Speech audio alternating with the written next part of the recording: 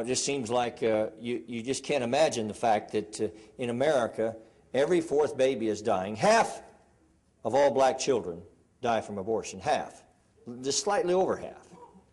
And those of us that may not be part of making that happen, still sometimes we get up in the morning, we take a shower, we eat breakfast, and we don't think about the fact that we're living in the midst of the greatest human holocaust in the history of humanity.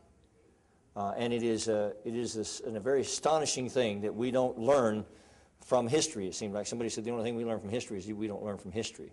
But let me, if I can, just say to you that first of all, I hope that we can get this film all over the country, especially within the black community. But this is something that I actually think that if all of America truly understood how Planned Parenthood came into existence, and how, more importantly, that this whole struggle over the protection of the unborn, this whole question of do we respect innocent human life enough to stand between the innocent and the malevolent, is one that we have been faced with time and again throughout history. And this is certainly a very glaring example in America's history.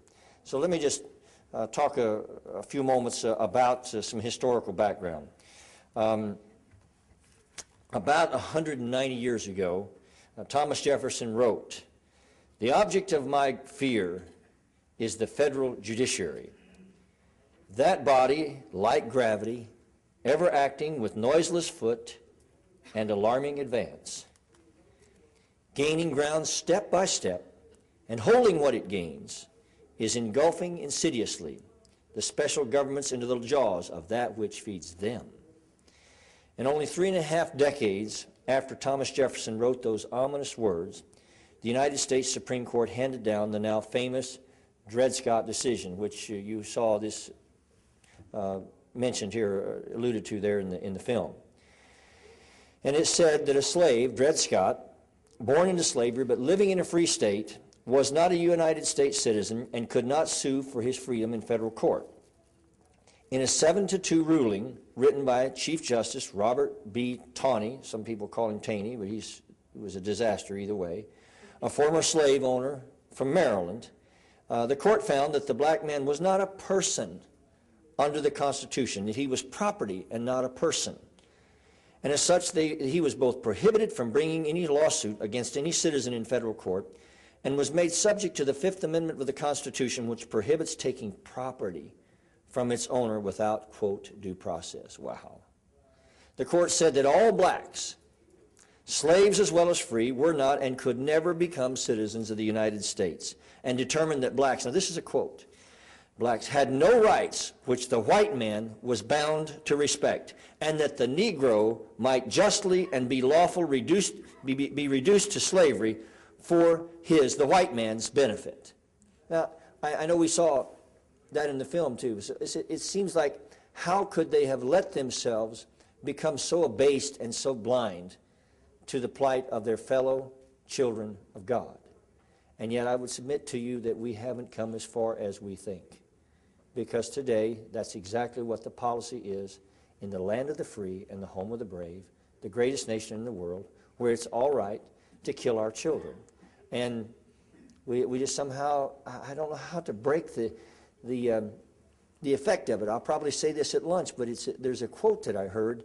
I think one of the saints within the Catholic Church, St. Augustine, I believe it was, he said, "Vice is an evil with so frightening a mien that to be hated needs only to be seen, but seen too often with its familiar face. First we endure, and then we pity, and then we embrace." It's amazing how we can get used to things, even terrible things, if they're around us long enough. And I would just pray that somehow we can inject a new frame of reference into this debate, and that's what we're really trying to do with the Prenda legislation I'm going to talk about here this morning. We're trying to come up with a way to help a lot of, especially the young people, that don't really have a historical reference of how this country came out of slavery, how we failed to protect persons, how we saw the court say that the black man was not a person. Well, those of us that understand history can look back and say, well, that really caused a great tragedy. Because not only did it cause the desecration of millions of our black brothers and sisters, but it spread into a broader war called this little detail called the Civil War. It was a constitutional convention that we had to end slavery. And the reality is that we can, you know, as people that have studied it, as we grow a little older, we kind of get a little picture of that history. But the young folks today, they don't really understand.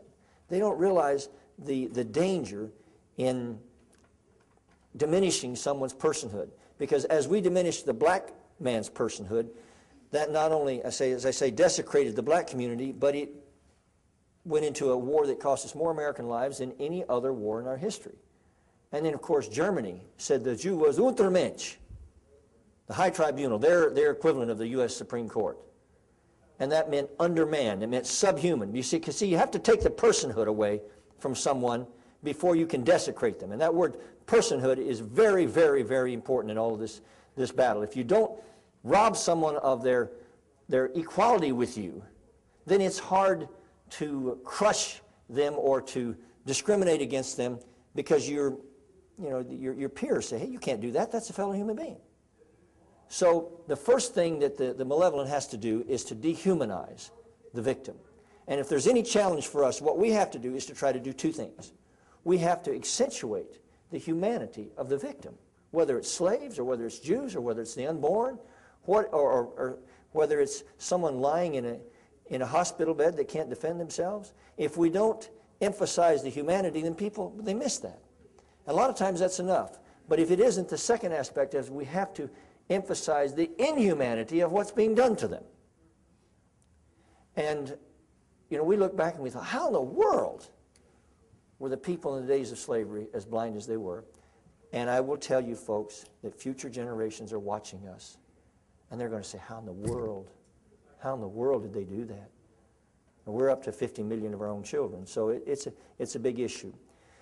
But if we can tie all those things together, if we can help people understand that the common denominator here is this lack of respect for innocent human life, and that it was at the basis of slavery, and it was at the basis of the Holocaust, and it is at the basis of the modern-day Holocaust of abortion on demand, maybe we can begin to see people kind of change their mind and not have to confront it directly, but say, well, yeah, and that makes sense, and they begin to move around it. See, it's hard sometimes to confront people directly because they don't want to admit they were wrong. But if you can get them to agree with you on a kind of a sidebar, then they begin to divert their directional altitude, if you want to say. They begin to kind of float in your direction. And I think that's so critical. Now, the bill that we have that I wanted to talk about today because it falls into line with this film so much is called the PRENDA, Prenatal Non-Discrimination Act.